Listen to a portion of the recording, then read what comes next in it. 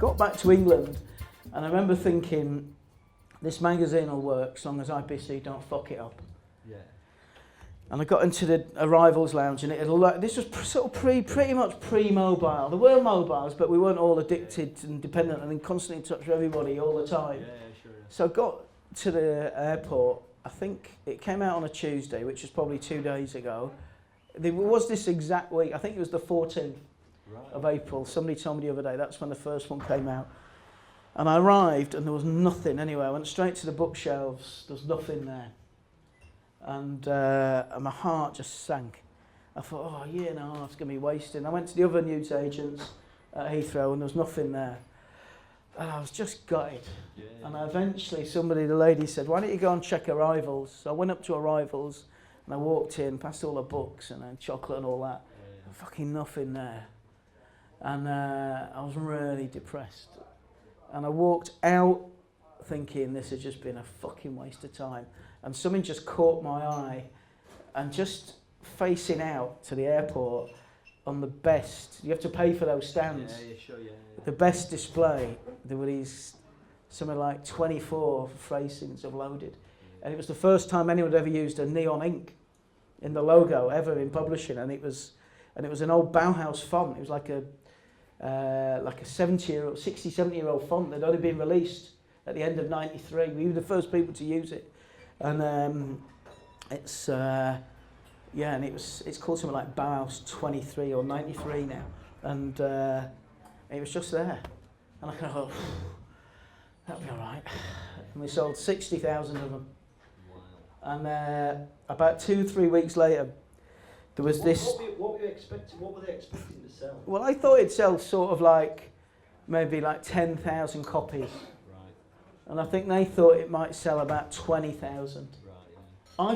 I thought it would either be a success or like a fanzine level thing. I didn't think it would sell 500,000 copies, which it went on to do. I didn't think it'd sort of spawn things that would sell 1 million in America, you know. So that was pretty exciting. And then the first time I realised something weird was happening was because, again, now, if I go on my telephone, which in the old days, you imagine you actually had a telephone here with you. If I go on my telephone, I can tell you how many people are on my website, Sabotage Times, right now.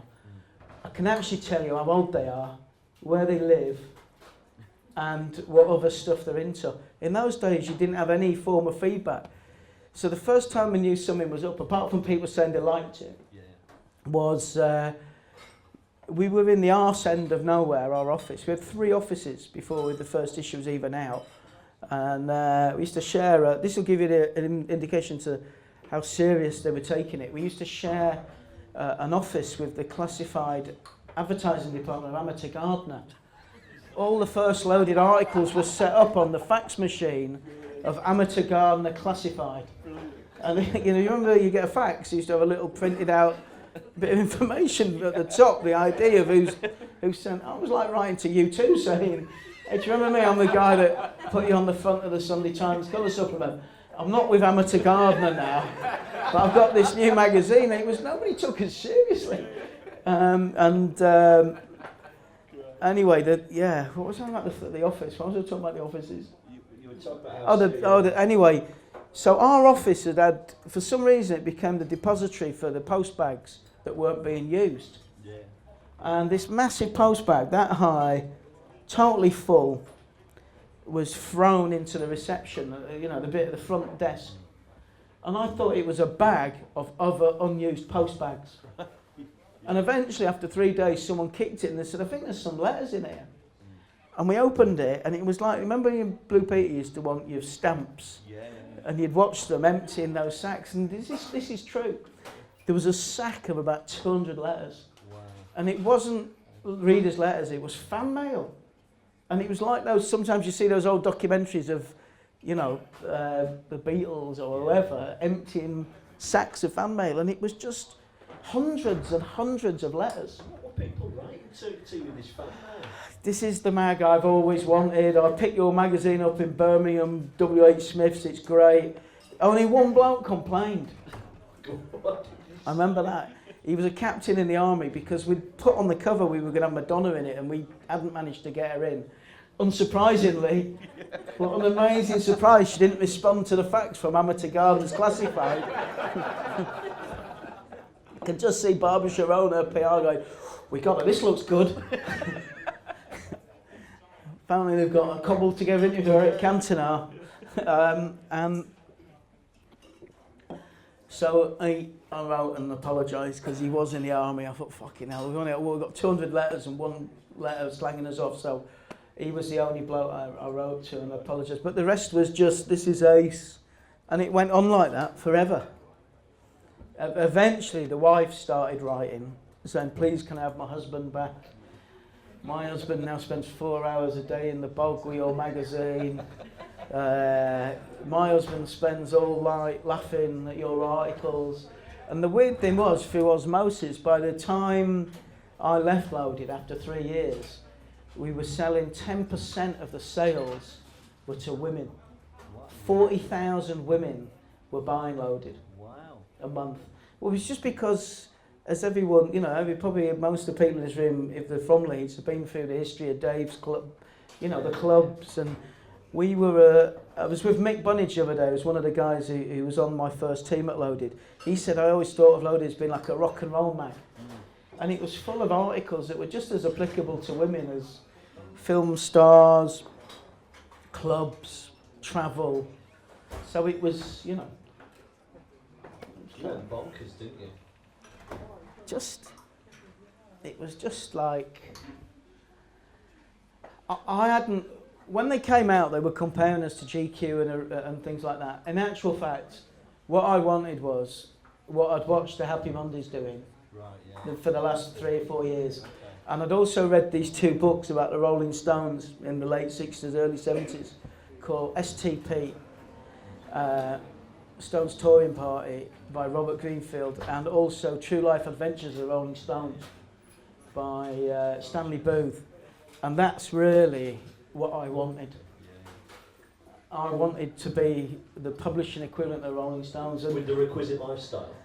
that's what I wanted. I wanted the lifestyle. I wanted the fun that I'd had with the band, with Fabulous, but making some, not sort of having to stand in a lake to eat.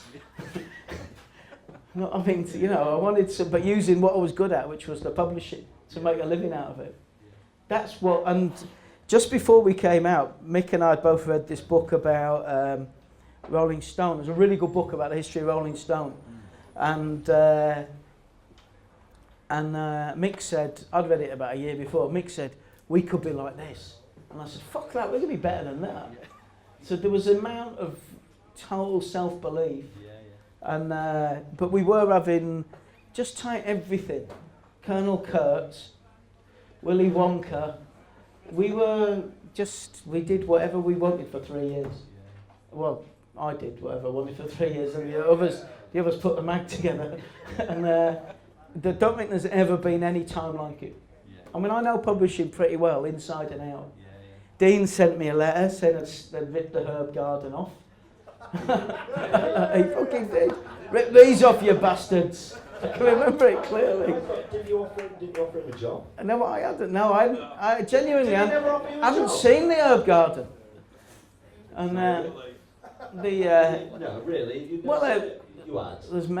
there's many fathers of success, aren't there? That's true. I've met a lot of people who told me that they've started being involved in it and haven't. But anyway, it was a fantastic time. Why did it end? For you? There were in the same way as there were lots of influences over its success, there were lots of reasons why it ended for me. One was, I was basically, I was in an advanced state of drug addiction and alcoholism. And it's quite, even though I was like being in a band, I was in the perfect environment to operate and do the work, but it takes quite a toll on your life, And so that was getting very tiring. And they took a page out of the mag without asking me. That was another thing that I didn't like. my deputy at the time, Martin Deason, and I were going to stand for Parliament, for the Fight for Your Right to party. I was going to stand against the Prime Minister, who was John Major, and Martin was going to stand against Alan Clark in Kensington and Chelsea. And with a fucking brilliant manifesto. Right, go on, mate. Old people will make it how it used to be. Young people will make it like it's never been before. And also 24-hour drinking. That's all it said, and they pulled it. Really? At the printers. They pulled it, and they said it wasn't politically balanced because we weren't standing against anyone from the Labour Party. So that fucked me off, because I just think, well, if you're going to start editing it. So there was, my personal state of mind was fragile, to say the least, and being propped up by all sorts of things, and then and then also I just wasn't earning any money, you know. I was shit at doing my expenses. I found my expenses the other day. How am I going to, I've got books full of expenses I've never claimed. I don't know, I've been sitting there trying to change 1994 to 2014. Have you tied them up? Have you calculated them all up and everything? I'm not even going to go there. I wasn't doing my expenses. I wasn't earning any cash out of it. We were getting paid so little. And I turned down a Channel 4 chat show, 10 o'clock, Saturday night. I turned down editing 2 national newspapers. I'd knocked back a £300,000 job with the Mail on Sunday. And I was earning like 50 grand. So that was eating away at me as well, and I just thought, next decent job I'm going to take. And, you know, and then I met a little Jewish guy in a suit who offered me a fucking fortune to go and do a job that Paul Smith, the fashion designer, who's been a bit of a mentor for me at times, said to me, "It's so wrong. It's right." And I wish, just for once, if he'd been honest, then I probably wouldn't have gone to GQ. If he just said, "It's so wrong, it's wrong, don't do it," I wouldn't have gone. But, you know, it was, that's what I did. I remember saying, just a very charming American man came and offered me it wasn't actually, he read the magazine, he knew Loaded inside out. Okay. His first line, we were sitting in a restaurant called Scott's, which has been in the news recently because where Charles Saatchi grabbed his wife by the throat. We were sitting in that restaurant, and in those days, it looked like a jewellery store. Never been in a restaurant that looked like that. Food was the size of diamonds.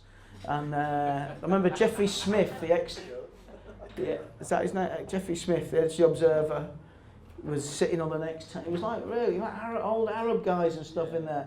Jonathan Newhouse took me there, and his opening line to me was, "How do you fuck a skate?" You know, and it was like, that was a line buried in the depths of an article about this guy we met in Scotland in the Shetland Isles.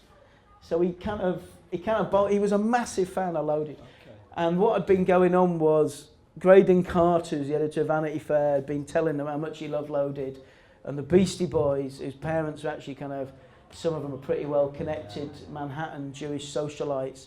They'd been telling Jonathan's cousin, Si Newhouse, who owned that publishing company, and they kept saying, "You've got to get this guy, So Jonathan, and really I hadn't seen GQ for years, and it just wasn't really the right mag for me, but he was my type of boss.